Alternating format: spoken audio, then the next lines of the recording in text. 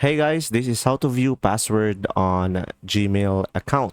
So if you want to know the password on your Gmail account, I got this one method for you. So first thing that you will do is open up your Google Chrome or your default web browser or the browser that you are currently using. And from here, just simply click on the three dots over here and go ahead and go to settings. And after that, you should be able to see here autofill and passwords. So from here, you'll be able to see Google Password Manager. And after that, you should be able to see here all of your saved password on your browser.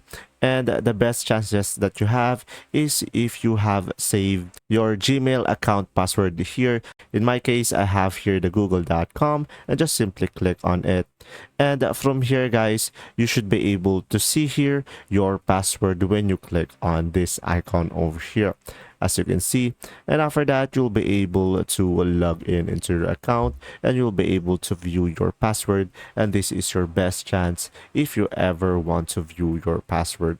And there you go. If this video was helpful, please like and subscribe, and thanks for watching. See ya.